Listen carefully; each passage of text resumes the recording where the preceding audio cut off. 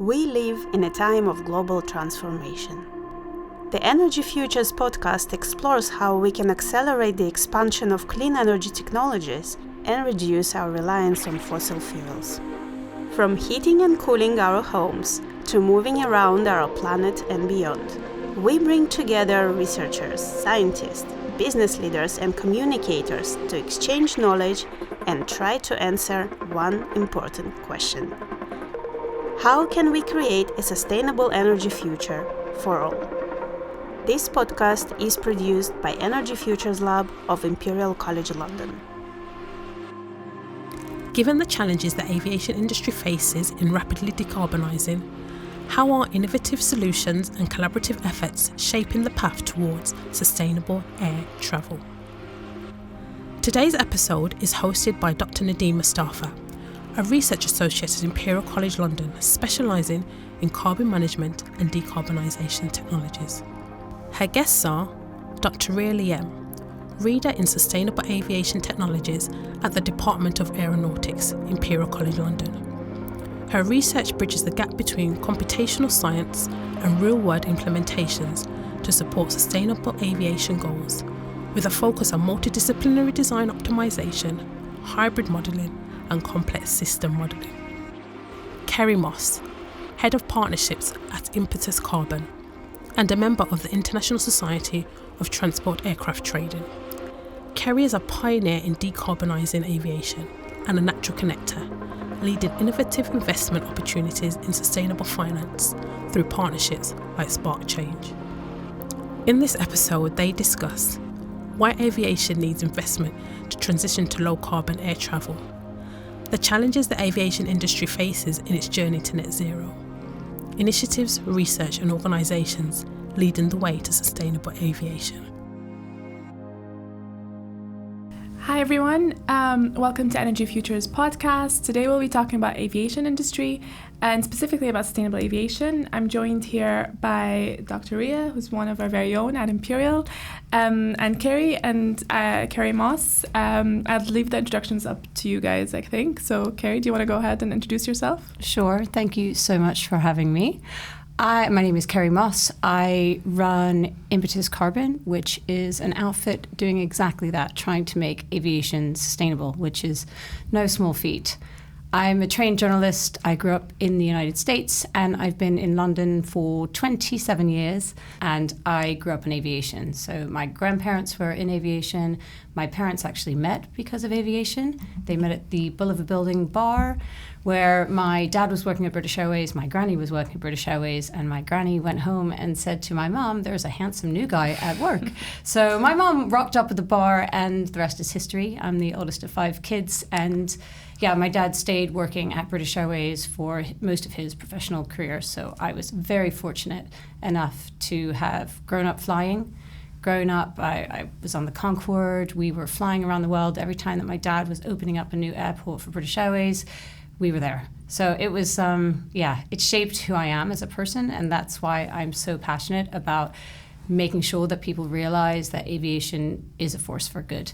And just because you can look outside and see a plane, people assume, apparently, I learned this last week, apparently the general public on average think that aviation emits roughly 30% of greenhouse gas emissions, and it's actually less than 3%. Yes. Yeah. So I am here, I'm in my dark MAGA mode. Now that means actually make aviation glamorous again. As you guys noticed, I'm wearing heels, I fly like this, I flew today from Edinburgh, and aviation is a very cool thing.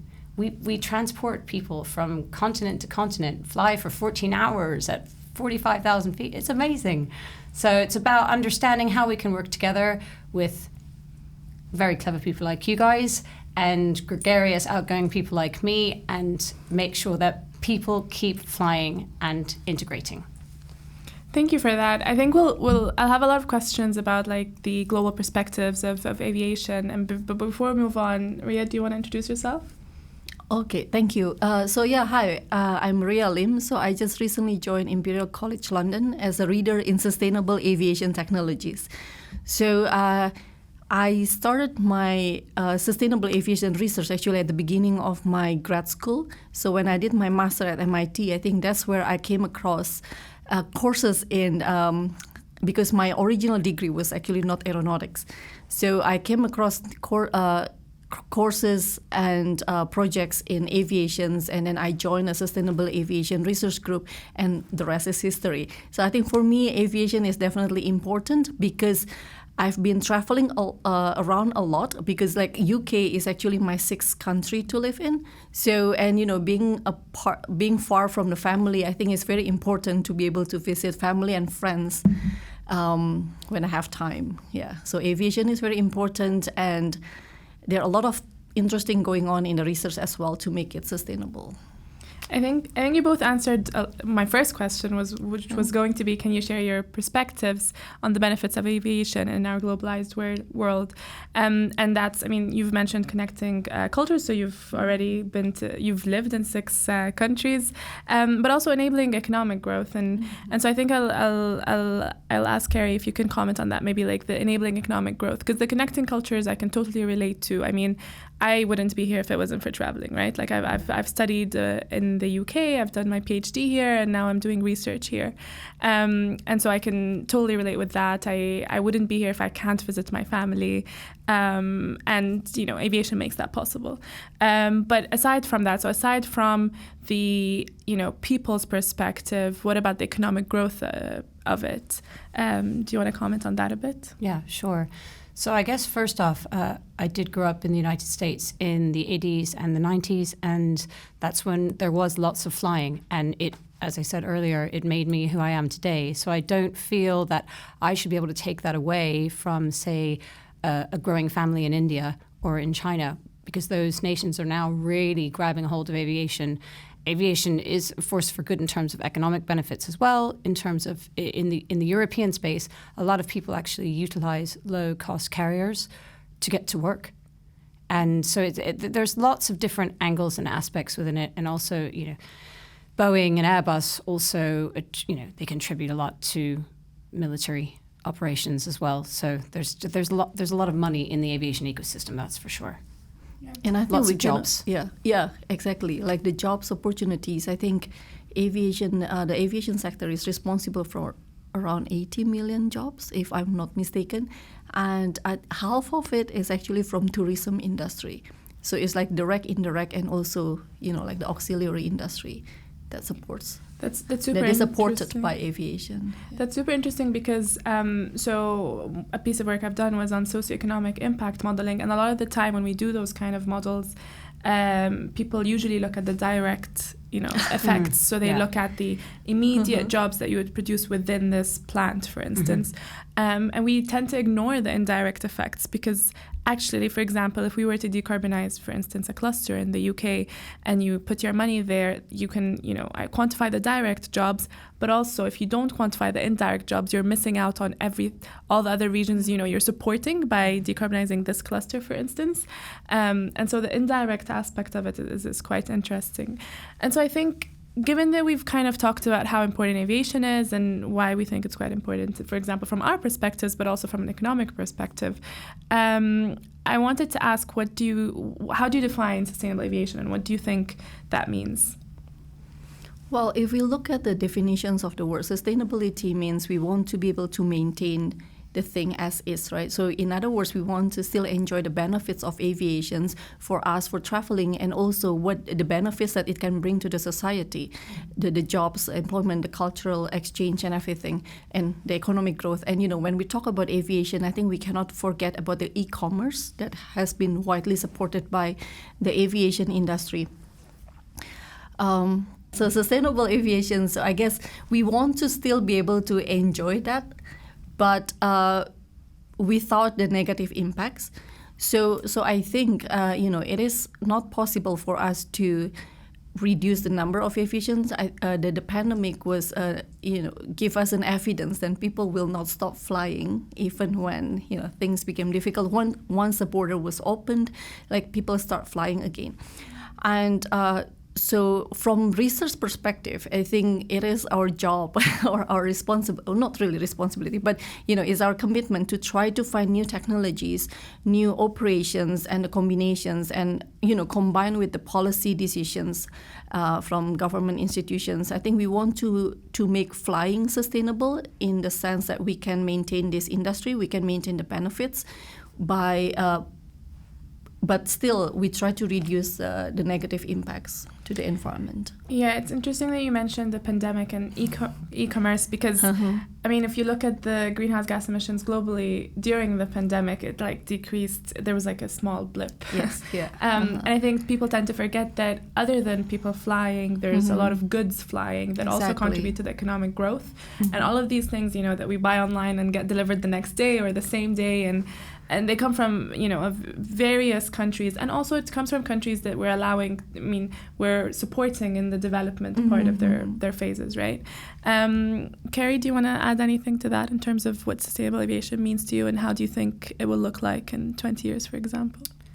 Well, I think there's a lot of noise in aviation finance at the moment because we're still in trauma response mode. Again, speaking of the pandemic, it was a black swan event for aviation. That's for certain, and it put a lot of airlines and businesses that surround the ecosystem, on their knees. And however, aviation is incredibly resilient. The people that work within the sector tend to have a personality relatively like mine, very outgoing, actually that's not true. There are a lot of analytically minded people, but there are also very tenacious people.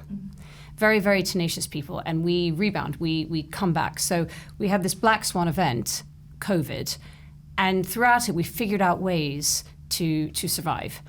And then as soon as we were back, and things were certainly on the up curve. However, the thing that came in was sustainability.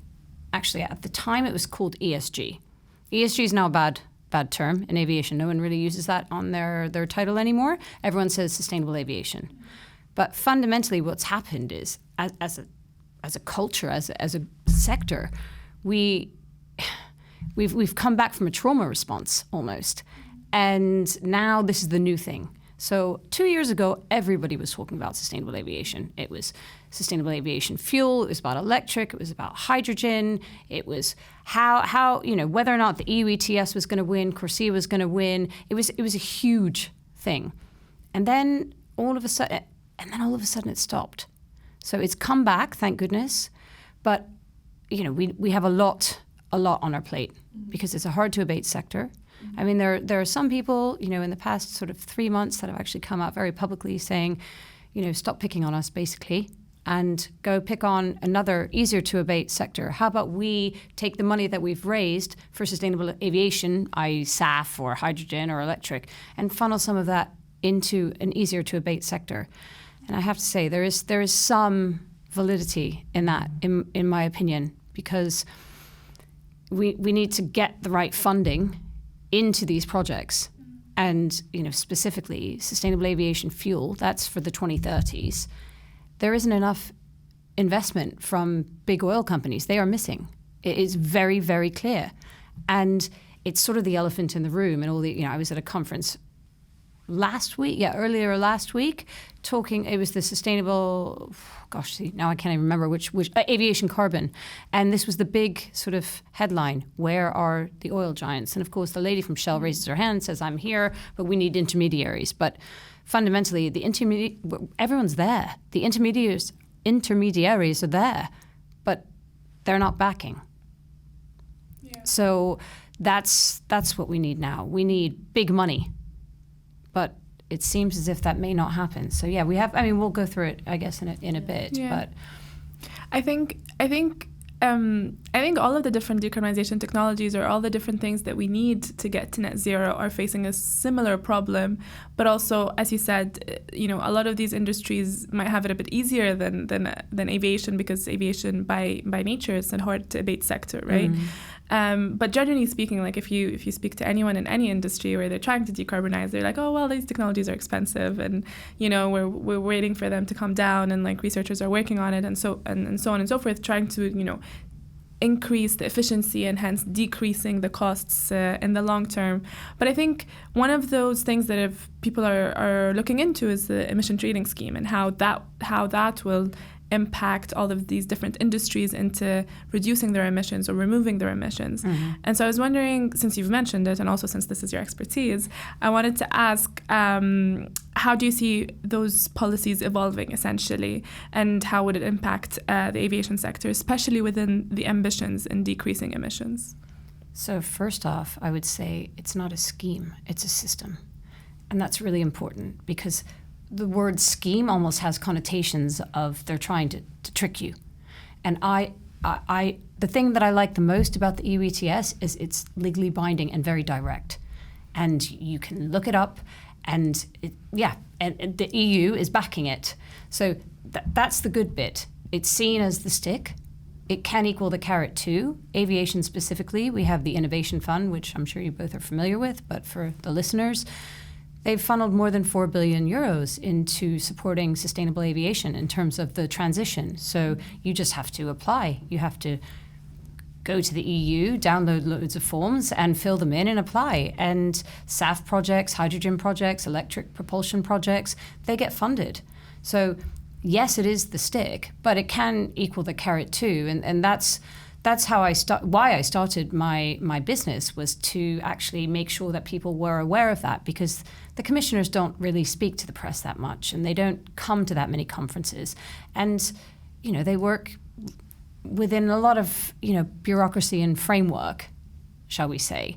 And they need more connectors. They need more people like me who go to conferences and can say, hey, guys, actually, let's unpack CORSIA and let's unpack the EU ETS. It's not one is, okay, yes, one currently is around $5 and one is, I didn't look where the EU ETS is today. Did either one of you know what it is? Oh, no, I don't know. Around 70 euros, I guess. Yeah, something like that. It's not cheap, but at the same time, it's legally binding and it's decarbonizing. It's decarbonized steel very well. It decarbonizes big business, and aviation is next. But it's been very, very clear since 2012 that this was coming, and airlines know that this is coming. So it's what I do specifically is a little bit different. So I'll explain it to you guys, and please do stop me if it doesn't make sense, because a lot of people at conferences don't stop me, pretend that it makes sense, and then I repeat it to them later and they're like, wow, that's really interesting. So please do say if it resonates. So aviation leasing businesses, are you familiar with what they are? I guess you've mentioned this to me before. For you, but for the listeners out there, guys, think of it almost like a rental car agency in terms of, I mean, it's not specifically like that, but it's easy to use that as a little comparison. You buy an aircraft, you can rent it out, and then you take it back after between 5 and 7 years, and then you lease it out to another airline, or you can wet lease it out, which is you lease it out with crew as well. And this business makes a lot of money. That's where the money is in aviation finance, is with the lessors. There are roughly 150 businesses in the world. A lot of them are based in Ireland for tax reasons, and there are some very clever financiers that structure these deals. And roughly 60% of the aircraft that you see in the sky at the moment are leased aircraft. The other 40% are owned by the bigger airlines. And because of the way that they structure the finance, they make money. And because, in my opinion, I may not get a lot of love for this from my leasing friends, but in my opinion, they make the money, and it's the future of the sector is incredibly important to them and to us. So therefore, keeping those funds in the aviation ecosystem is clever. It's wise. So investing in sustainable aviation, well, they have to choose their project. Some people are very pro SAF and think it's absolutely the way forward, and some people think it's a waste of time and energy and money. I'm sort of midway between the two. I think eSAF and hydrogen are the way forward. They need to sort of come together and show a lot of love, but you guys are the researchers, so you can actually make that sound a lot sexier than I just did. Yes, in terms of the lessors, so finding the money. And when you find the money and you sniff the trail, then you find the solutions. CORSIA, for me, is a hot mess. From where I stand right now. If you guys have enlightening intelligence for me. Maybe we could give background to what CORSIA is. Okay, so it's carbon offsetting. Oh, there's so many acronyms in this. Sustainable. Oh dear, it's bad that I can't even remember what it actually stands for. I'm not going to Google it. It will come to me. We can put it. Yeah. So CORSIA. So it's a carbon offsetting scheme, and this one is a scheme because unfortunately it's set up. In my opinion, and I definitely won't get love from IATA and ICAO for this, but it appears set up to fail because they're offsetting projects that are not legitimate. And so that makes us all look silly. When things aren't legally binding, when different countries from emerging nations are trying their best and they're coming up with projects to help keep money and bring money into their country. And there are tons of people that exploit that and people that try and make money where they shouldn't. And if aviation use these offsets, then we wind up tarring the entire sector with that brush. There have, countless headlines in The Guardian over the past sort of 18 months of all of these offset projects that have failed miserably, and that just makes us look bad. Yeah. So I think we talked about this in another podcast that will also launch in the next season. But essentially, like, we talked about carbon removals, why they're important, the different qualities of different carbon credits, and the fact that because of the fact that maybe we didn't understand a lot in the past couple of years, but now we're understanding a lot more. And so there's a lot of work happening in the industry to kind of make sure that we monitor and we verify these projects to an extreme scale where we can definitely say that this removed 1 ton of CO2 from the atmosphere. So I think we're getting there. We'll get there, and that's fine. And I think the fact that not everything's perfect now is okay, but we need to have it. Everything has to be hopefully perfect, closer to 2050. And from now till then, we're just kind of evolving, right? But one of the things we mentioned a lot today, or so far, is the different solutions. So we've mentioned sustainable aviation fuels. We've mentioned, the carbon removals, which essentially you would kind of need for the last bit of your residual emissions. So after you do all of the different reduction, opportunities. So for example, sustainable aviation fuels or hydrogen or increasing operation efficiency, which I'll get to Rhea in a second. After you do all of that, you have, your residual emissions where you weren't able to reduce it. And the reason aviation is a hard to abate industry is because that residual emissions wedge is quite high, is quite big. But I think within those wedges, we'll just focus a bit on the operational efficiency part. And maybe, Rhea, do you want to talk a bit more about your research and how that contributes to everything we've been just saying? Okay. Yeah, so my research, we try to use computational science to solve these problems to improve. We focus mostly on the fuel efficiency, but fuel consumptions is directly related to the greenhouse gas emission. And my initial research when I did my PhD was actually on aircraft design. But we know how to improve the design of the aircraft such that the performance is better. If the performance is better, it requires less fuel. But if you think about it, there are many ways to reduce fuel consumptions. And, aviation industry being one with a very high barrier of entry with highly regulated, designing new aircraft will take very long time for the implementations, because designing new aircraft means, especially if we're talking about something really unconventional, you will need to train the pilots, you need to train the maintenance engineer, you need to redesign the hangar, the airports and operations and everything. So from the research perspective, I think we say, okay, we have to try to design new aircraft, but at the same time, we try to find ways that are more short-term solutions. So, in the 70s, I think we achieved double fuel efficiency improvements with just the innovations of the high bypass ratio engine. So that kind of technology is possible, but instead of just waiting for that, I think we go to the operations. So in terms of the operations, we are all familiar with the aircraft operations from takeoff, climb, cruise, descent and landing.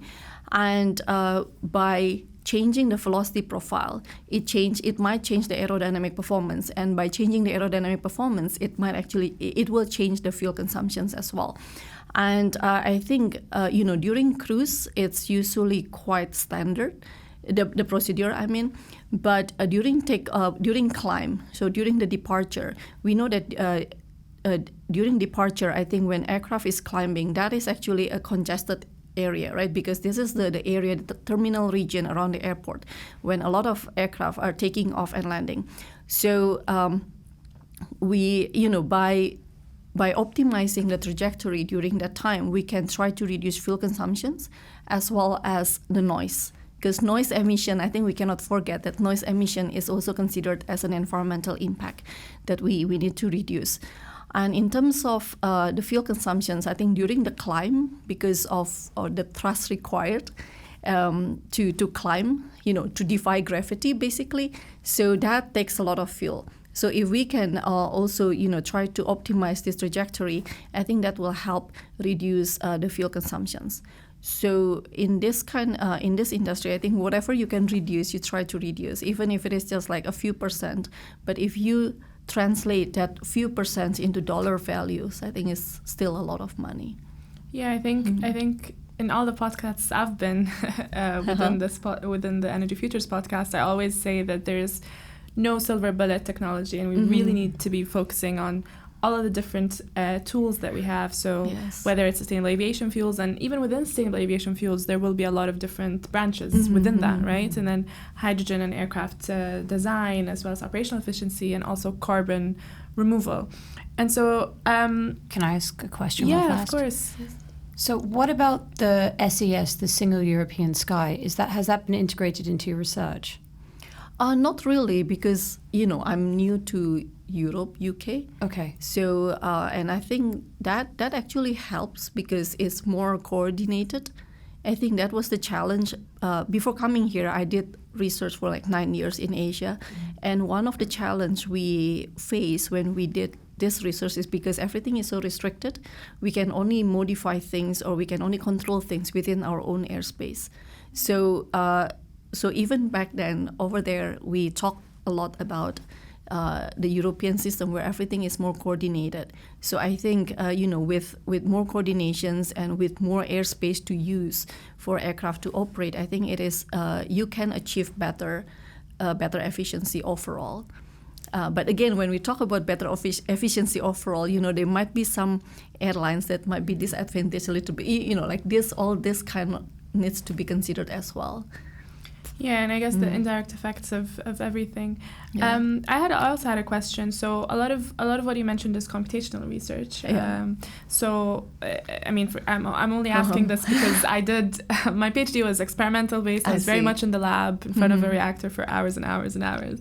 But my all of my research after that now is modeling. And one of the things that I look into is so once we do all these models, how do they bridge the gap into real world applications? So I was wondering, what's your view on that? How do you kind of translate a lot of the modeling techniques into real-world applications?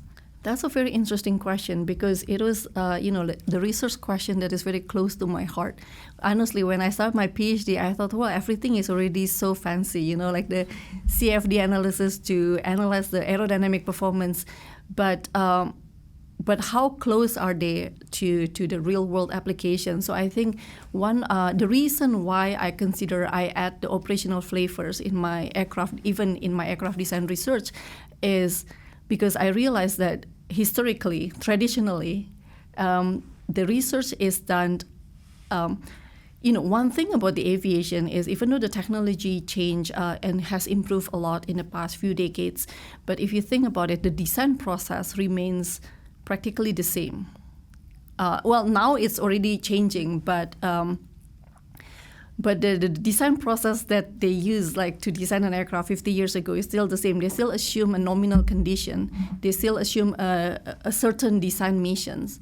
So imagine if an aircraft is designed for that particular flight condition, for that particular missions, it's going to be very effective, very optimized for that particular missions and that particular flight conditions, but it will actually sacrifice the performance at other flight conditions. And this we show by looking at the data and doing the flight simulation analysis.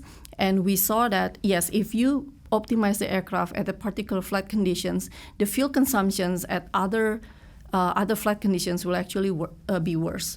And imagine if an aircraft, like a long-range aircraft, is designed for long-haul flights. But fleet commonality is very important for the airline industry, right? Because they don't want to train different kinds of maintenance engineers and pilots. They want to use the same aircraft type for as many flight missions as possible.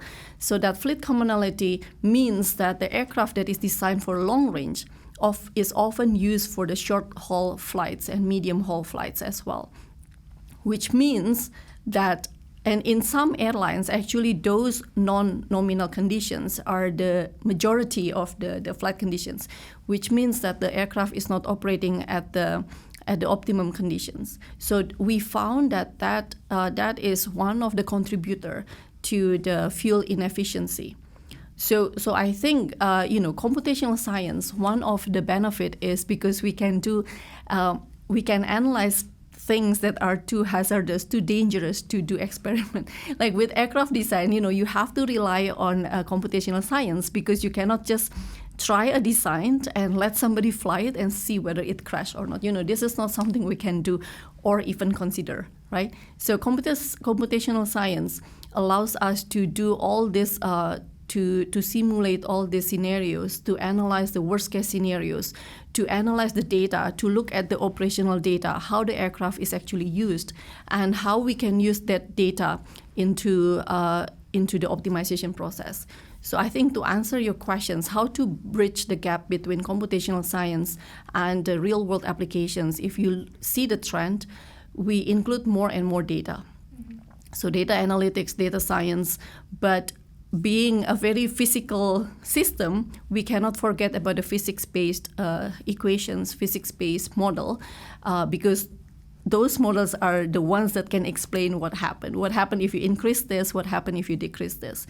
So now I think the trend, or a very popular research area, is to combine this, the interpretability of the physics-based model and the data, because the data represents the operational variability, the uncertainty, and everything else that cannot be modeled with a physics-based model. So I think these combinations helps to move in that directions, to bring our research to be more relevant to the real-world applications. Yeah, I think that's one of the major. I was just going to say, I think that's one of the major advantages of computational science is I guess that you can run thousands and thousands of scenarios, yes. and not just within aviation, but also just generally you can run lots of scenarios and see what would happen, and it could be used as a policy tool, as an an industrial vision tool, like decision making tool basically. And so I think there's people looking into it within the carbon market space, because that's quite new, and we're trying to get a grasp on it. We're trying to do it right. And sorry, just before I ask my question, you had a question for Rhea, though. I do, if that's okay. So yes. I would love to hear a real world example in terms of which actual aircraft, like which wide body is being used for short haul. Is that what you meant? Like a wide body was being used on a short. The only time was actually in Kuwait when I flew from Dubai to Kuwait. It was on a 777, which was incredible for me. It was like, what? How is this even possible? However, it was full. Yes. Yeah. So that made me feel much better. It's not like I got on a 777 and it was just me running up and down the hallway. That was another time in my life, but that's for another podcast.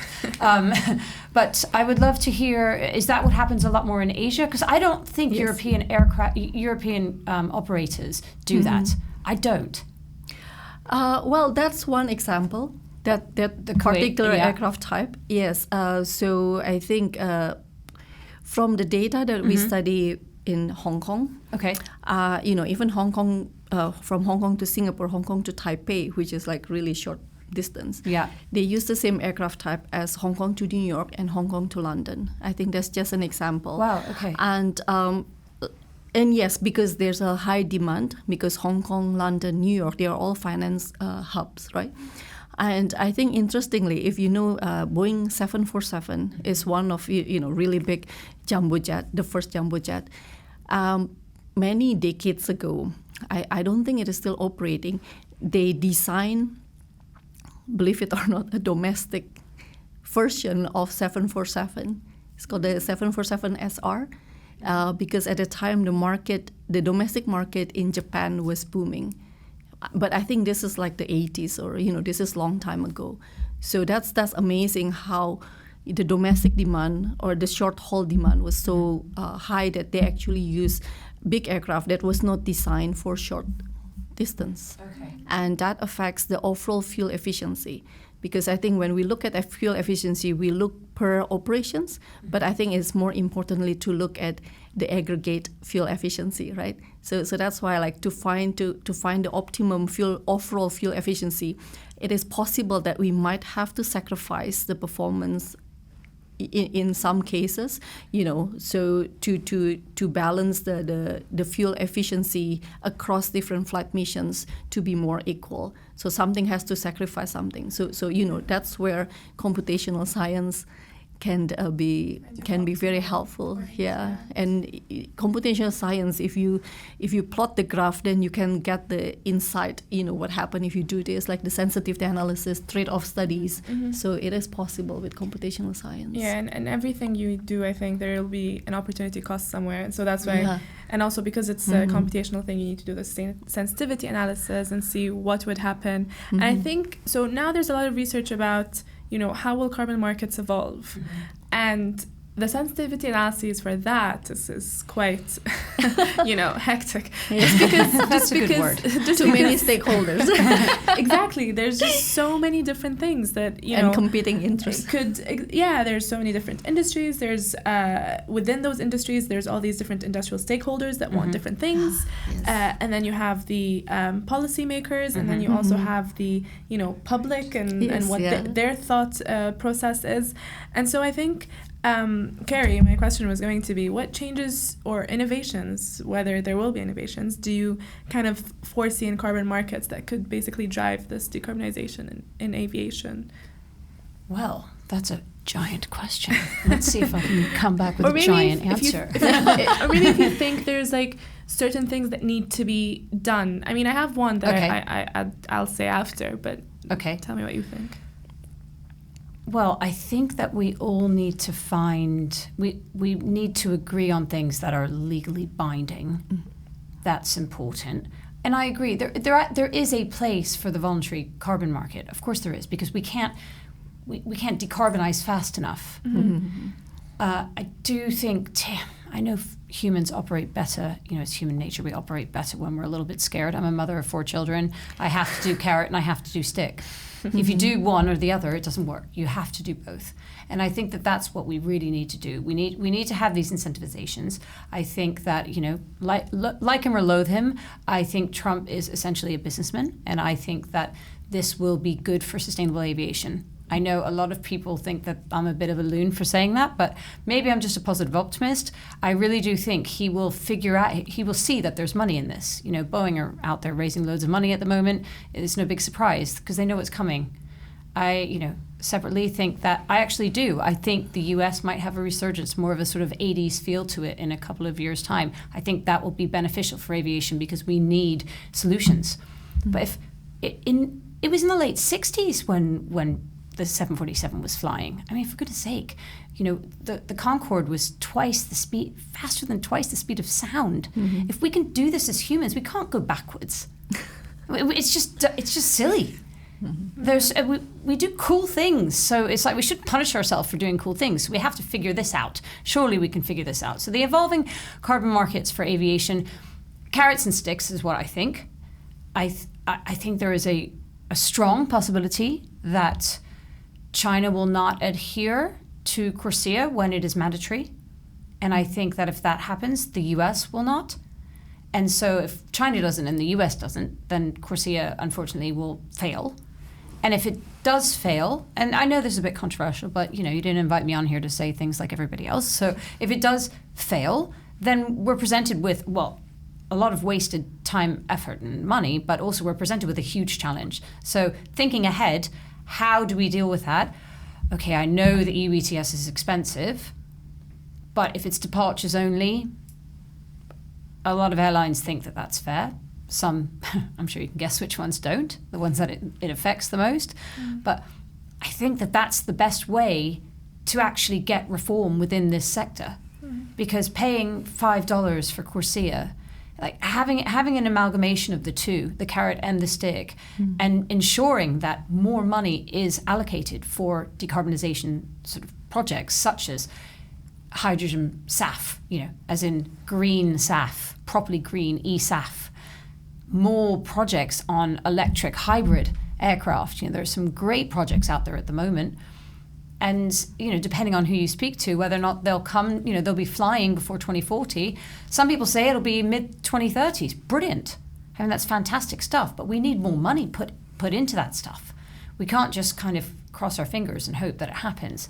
So I also think that the big energy and oil companies need to realize that, that there isn't tax on aviation fuel. So therefore, they need to start putting their money where their mouth is and not just showing up at conferences, but actually putting money into these projects.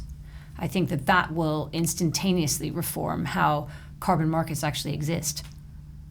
Yeah, I agree. And I think we talked a lot about, the different stakeholders in this. So like there's all the different industry stakeholders, but also the policymakers, whether it's compliance or voluntary, and passengers as well. And I just wanted your thoughts, and maybe we can start with Rhea. How do you think industry can maybe better engage passengers and airlines and governments and banks, for instance, in the transition to sustainable aviation? Well, I think the most important thing is awareness. Like we still heard a lot of people complaining about the price of flight tickets, and but it's not helping, right? Flying is accessible now, but it is actually a privilege if you think about it. Like considering all the costs of the environmental impact and everything, we might need to rethink about the whole industry. So the awareness, people should be aware of this, the climate impact, the climate change, and also the negative impact of aviations, and how to critically look into the solutions and promises. Because, sometimes there are a lot of really cool projects on all this, unconventional propulsion system configurations that are that might be the future aircraft. But some of them, they don't make sense from the get-go, to be honest. I think I think it's a really hard questions, and honestly, I don't know how to answer this. But the way I see it is everybody has accountability, right? Those industry who promise, this is going to be the coolest electric aircraft, is going to transport you from point A to point B in just 40 minutes. How do you prove that? How do you don't just give empty promises? But I think this has to be backed by science, and science is there to help you find the solutions. So first, raising awareness, people need to know where it stands, and I think we need a closer collaborations between industry, academia, and government to offer something that makes more sense, something that is more feasible. Because what is the use of having really, something that sounds really cool but might not work, and then a lot of projects actually stop halfway through, a lot of projects. Exactly. So I think, if we realize that you need to allocate the money and the resources to where the solutions can come from, and you need to realize that the solutions will not come overnight. like if somebody promised you in 2 years, I think it's a bit impossible. So yeah, I think reallocations of resources to where the people can actually provide the solutions within the right time frame. I think that's really important. The more honestly, the more podcasts I do, the more I realize that all the technologies have like similar problems. Just because give us an example. We were just talking about this top to bottom approach versus the bottom to top approach, where basically we go like, we aviation will be net zero in 10 years because we have all these cool things, right? And that's a top to bottom approach. Whereas if you go from a bottom to top approach, you'd be like, okay, so this is how we currently are. This is what we have. These are the emissions, like hotspots. This is what we can reduce. This is the current technology readiness level of the different things we have, and this is what we can remove, and then kind of doing an analysis on this and being like, okay, so realistically we can reduce our emissions by blah blah blah by like, let's say 2025 or 2030. 2025 is next year. Okay, so 2030 and it'll cost approximately this much, for example. And then just doing some sort of thing, and obviously this will have sensitivity analysis, and this should also collaborate with the different stakeholders, so governments and banks and so on and so forth, which actually brings me to my next question. And Kerri, if you want to take that one, is, we've talked about how important collaboration is, right? So, how important is it across the sectors, whether it's government, the industry, academia, in driving this progress in sustainable aviation? And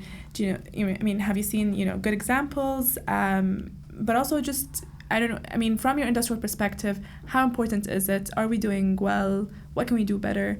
And where should we focus, kind of thing? Okay, that's a great question. I think we're doing mid, as my children would say. Mid because I call it collaboration wash at the moment, because collaboration is the buzzword that everyone uses at every conference. We simply must collaborate, they say. There are so many different organizations as well, from Rocky Mountain Institute to Impact of Sustainable Aviation to Net Zero Banking Alliance.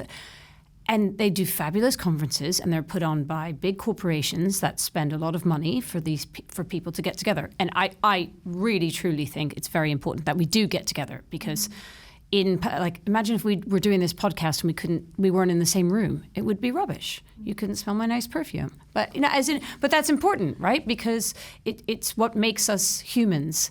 So collaboration is key, but proper collaboration, where again it's put your money where your mouth is, because the time is now. As in, I don't want to say wasted, but we've chatted a lot. We've collaboration washed a lot for the past 2 years, and now is the time. The banks are not lending for these projects. They're all members of all these different alliances. They go to the conferences. They have nice steak dinners. But sorry, bankers, put your money where your mouth is, and it's key. It's absolutely key. And because if they don't put their necks on the line for sustainable aviation fuel, for hydrogen, or for electric, then we're in trouble. So it is about getting the bankers to take risks. I did a chat last week at the conference, and I explained how my husband and I took our kids out of school in 2017, and we went sailing around the world. And before we did that, everyone thought we were completely bonkers. Especially my family. But everyone thought we were mad. However, the headmaster at the school really had faith in us. And he said, you know what? This is the most amazing thing I've ever heard. Please educate them whilst you're away. I'm going to give you a rough structure. We'll test them when they're back. And he supported us completely. But it was a huge risk. And, my children are pretty decent students. And a lot of the mums sort of said to us, they're going to fall behind, you know that. And without tooting my own horn, they didn't fall behind at all. Far from it. My eldest, who I just went and visited this weekend up at Edinburgh University, she was head girl at her school. She loves learning. And a lot of that was based on the risk that we took, which was the risk to take our children out of school, the risk to sail across the Pacific Ocean and not see land for 17 days, risk. But if you don't take a risk, then you don't get a big reward. And that was the message to the sustainable aviation crowd, which was, we need risk takers now. We need financial risk takers. You know, we had the 747 and the Concorde come out late 60s, early 70s. We need that sort of stuff. We need that energy surrounding aviation again. And it will happen because humans are cool and we do cool things. But I still feel, I go back to we're in trauma response mode after COVID. We're still going, okay, we'll do this, we'll fund this, but people aren't funding it. So, but another thing that I do want to bring up, I mean, not to be controversial, but yes, people do need to be aware of the environmental impact of aviation. But did you know that rice production actually has almost 8%, adds up to almost 8% of overall greenhouse gas emissions? That's huge. Fast fashion, 14%. Aviation's less than 3%. You know, I do my part. I'm not going to throw myself under the bus here, but this jacket is 19 years old. So is this dress. And, you know, I buy things that I will pass to my children. And so it's about reframing the way that we think about lots of different industries, I think. And yes, aviation is going to get worse. That is another thing that we do need to be honest about. It's a hard to abate sector. The emissions are growing, so we do need to get on top of it. But we do also need to balance it out and remember that it is a force for good and it connects the globe. You know, the more we travel, the more tolerant we are. And the more tolerant we are, the more sustainable the planet will be. Yeah. To your point on, the financing part of it, I think that's another thing that all the technologies share, where like, realistically, you know, we know the science of most things. We know the technologies we need to decarbonize. But a lot of the time, the problem is like the routes to market. Like, how are we going to develop a business model that makes this work, right? Because we know how to do, for example, carbon capture. We know how to do, other things. But we just need to kind of make sure that we can get them to the market. And how do we do that? But on that note, I think we talked about collaboration, the different solutions, the emission trading scheme. Yes, I was about to ask if you want to add anything before we close this off on your views or anything we talked about today. Okay, so I think about collaborations.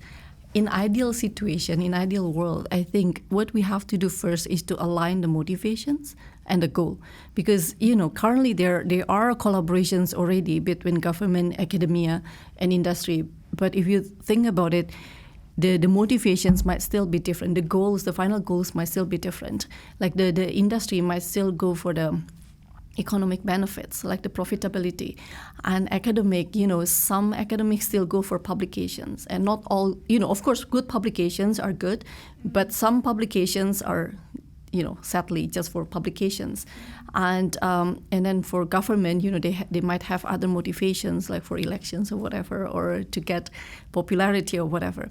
So I think as long as these three motivations are not aligned, it will be difficult to have like a long-term commitment, because, I have, when we get from academia point of view, when we get funded projects, it will be like for 4 years, 5 years, or, at most maybe 10 years. But what happened after? Some people are very committed because they really care about the cause, not just the publications. But some academics might think, I've, my CV is good, my publication record is good, so aligning that motivations, I think, is very important. And I think a lot about like the aviation contributions to greenhouse gas emissions, which is less than 3%. But at the same time, I think aviation is so publicized. So because we even though like in terms of the nominal number, the contribution might be less than others, but because we are so publicized. So sometimes I think that even if we make a difference in the aviation industry, will it trickle down to other industry? Will it lead, give a motivations or give a good examples to other industry? So those with the 8%, 14% contributions might do something too. So I don't know. This is just my personal thought, because even though all of us agree that the numbers is actually not that big, but we also agree that we cannot stop doing this. But we need to have a balanced view about the overall situation. So I think at the end of the day, the critical thinking, how to look at the statistics, how to look at the numbers, how to digest and interpret the data that you have, I think that's very important, like for the public. Yeah, no, I mean, I totally agree. So this podcast might help. Yeah, hopefully. And I was thinking that. On that note, actually, I was about to ask you, well, one, thank you so much for this extremely interesting discussion. Really, really enjoyed it. But two, if people or the listeners wanted to find you, where could they find you, Rhea? So I think the most complete one will be my Imperial profile. Perfect. So that's where you can find Rhea. And Kerri? And you can find me on LinkedIn, Kerri Moss, or impetuscarbon.com. Perfect. I'm on LinkedIn too. Perfect. Yes, academics, please come to me. I know loads of people in the aviation industry, and I will connect you to the right people, because we need to keep people flying. Yes. And that's for collaboration. There we go. Thank you so much for listening, and see you at some point. Actually, just thank you so much for listening. Thank you. Thanks. Thank you for tuning in to the Energy Futures podcast. Here at Energy Futures Lab, we are dedicated to addressing global energy challenges through pioneering research, innovation, and advocacy. To learn more about us and the exciting projects we are working on, visit our website and follow us on social media. If you enjoyed this episode, please like and share and subscribe to stay up to date with our latest content.